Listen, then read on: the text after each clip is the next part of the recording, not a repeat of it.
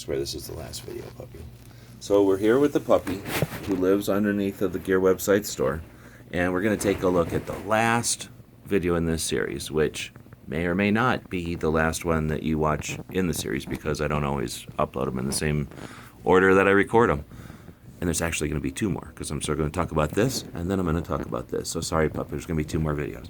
So next we're going to talk about the Gun Show Loophole Tour tickets. This was an idea I came up with last year as we've been doing the Gun Show Loophole Tour. Actually, we'd just been driving around the country doing our thing, and at some point, I think in 2016, I decided to give that concept its own dedicated project and a name, calling it the Gun Show Loophole Tour for a couple of reasons.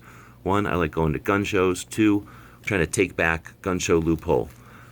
Gun Show Loophole is a garbage term, as we all know, but the antis, especially Clinton, uses it to as a weapon against us. And one way to battle people using that as a weapon would be to take it back. So Gun Show Loophole is a project of mine that I've been whaling on the internet, so that when people type in Gun Show Loophole, there's an alternative thing for them to find. It's not going to just be a narrative from the antis.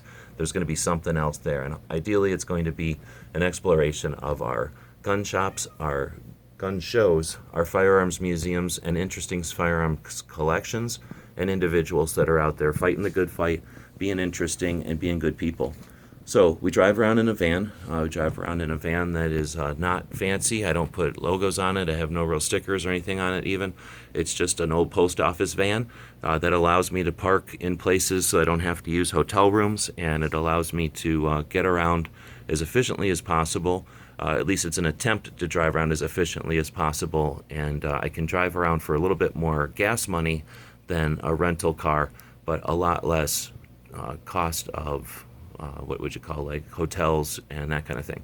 It's basically a mobile office that I can lay down and sleep in, and since I'm not big on the frills, it allows me to get to more gun shows and more gun shops on the tours than having to deal with hotels and that kind of thing. So that's the tour in a nutshell. We drive around looking at gun shows on weekends. We look at gun shops during the week. We tour firearms museums, and we meet up with interesting people from our Second Amendment story. And we share that information as much as possible, not only on all the platforms that are out there, but we also are creating websites and individual places online, dedicated places online to store this information, so that the information we gather and accumulate isn't restricted or required to be on just our necessity. It doesn't have the necessity to be on just the platforms that exist, your Facebooks, your YouTube, and at their discretion. Left up there at their discretion. So we're offering reviews, we're offering photographs, we're archiving visits and pictures.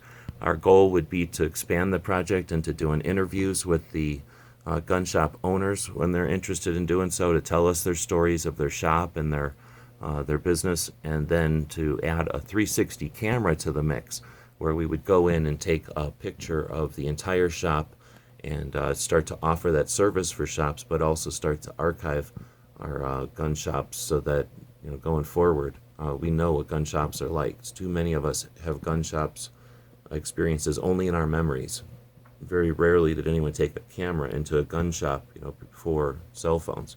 So that's something that can change, and it's something that isn't necessary, but I certainly think it adds to our community. So it's a project that I'm passionate about, a project that I've been doing now for a few years, and I kind of put it on pause this year, 2019, in order to rally our Second Amendment media together as much as possible going into 2020. And I plan to get back on the road in 2020 when it's important to show the variety of our and the nuance of our Second Amendment, and to focus and give extra spotlight to some of the excellent, worthy efforts that are going on out there this year. So if you'd like to participate in the future tour by keeping the van, helping me keep the van each month, participate in the project that's existed already and the potential of what it is, consider buying a Gun Show Loophole Tour ticket. I'm not selling these as a commodity. They certainly cost you a lot more than they cost me to purchase, so that I can take that profit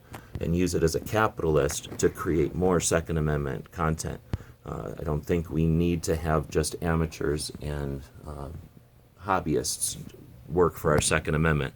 I'm efforting to be self-sufficient and do that through tokens in this case, sometimes by useful identification or marker type of products, sometimes products that remind us what's valuable and that keep us together as a community and empower other projects to do the same.